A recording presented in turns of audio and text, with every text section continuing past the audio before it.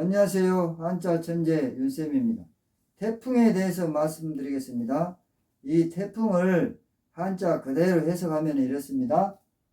태풍퇴 바람풍, 태풍, 태풍이다 그런 뜻인데, 이 태풍퇴에는 큰 바람이라는 뜻이 포함되어 있습니다. 이 바람풍자 옆에 있는 이 태자가 여기에 기쁠 태 또는 클 태라는 그런 뜻도 포함되어 있기 때문에 태풍 그러면은 큰 바람 그런 뜻입니다.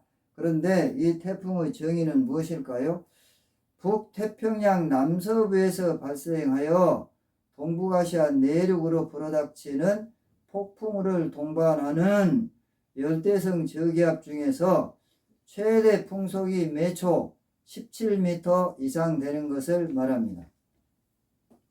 그런데 이 태풍은 1년에 2개 내지 4개 정도가 우리나라를 방문합니다. 보통. 근데 주로 7월에서 9월 사이에 많이 오고 때로는 6월이나 10월에 오기도 합니다.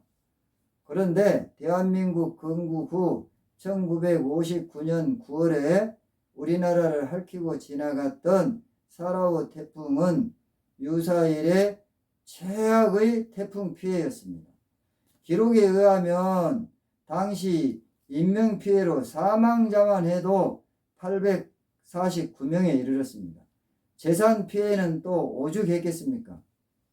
매년 여름이 되면 우리나라에 찾아오는 불청객이 있습니다. 바로 태풍이죠. 불청객을 한번 보시겠습니다. 불청객.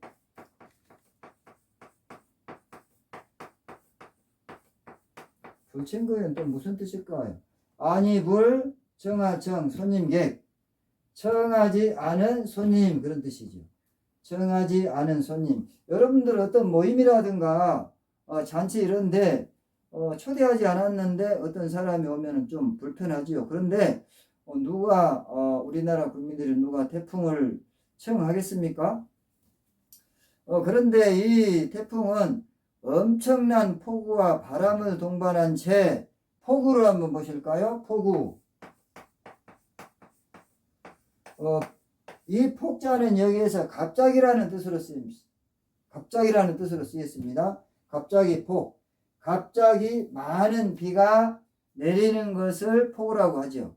엄청난 폭우와 바람을 동반한 채 갈고리로 극두시 서서히 북상하면서 전국에 막대한 피해를 줍니다.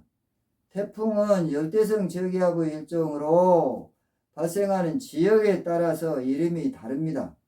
인도양과 인도의 벵골만에서 발생하는 것을 사이클론이라고 하고, 또 대서양 서부나 멕시코 또 카리브해 부근에서 발생하는 것을 허리케인이라고 합니다.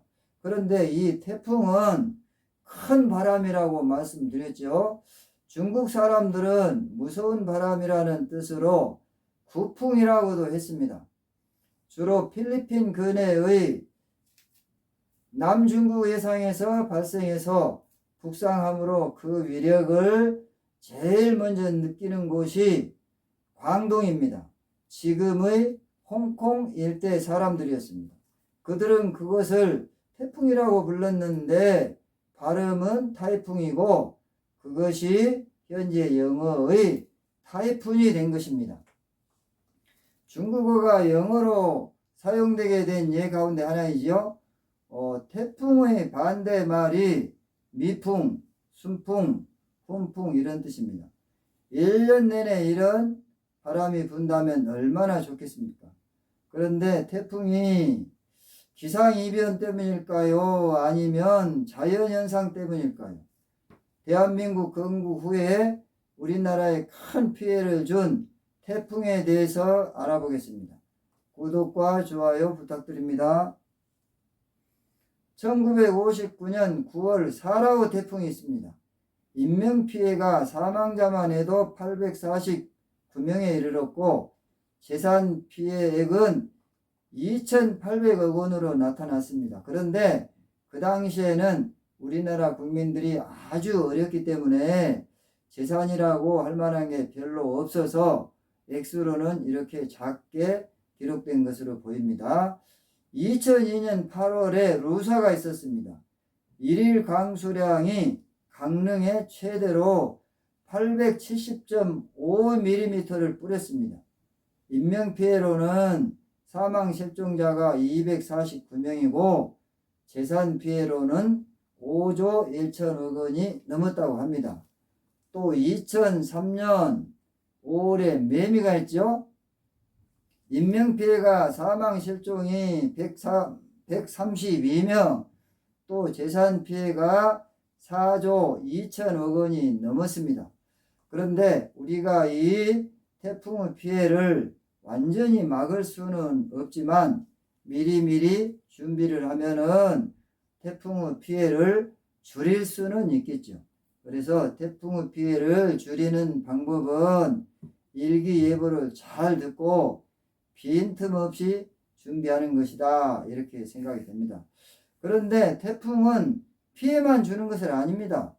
피해만 주는 것은 아니고 이로움도 있지요. 그런데 우리가 태풍 그러면 피해만 준다고 생각하는 이유는 태풍이 주는 피해가 이로움보다도 압도적으로 많은 경우가 많기 때문에 이렇게 태풍은 피해를 준다, 이런 인식을 가지게 된 것 같습니다.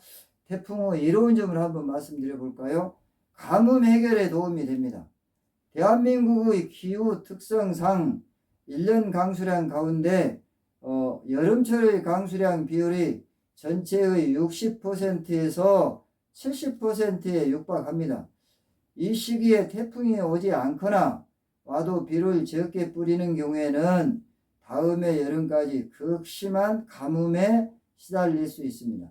문제는 태풍이 오느냐 안 오느냐도 중요하지만 태풍이 제때에 맞춰서 적당한 비를 뿌려주느냐, 이것도 아주 중요한 문제가 되겠습니다. 또 바다나 호수의 녹조나 적조 제거 및 수질 개선입니다. 세 번째로는 여름 기온을 낮춰주는데 일조를 하는 이로움도 있습니다. 여러분 수고하셨습니다.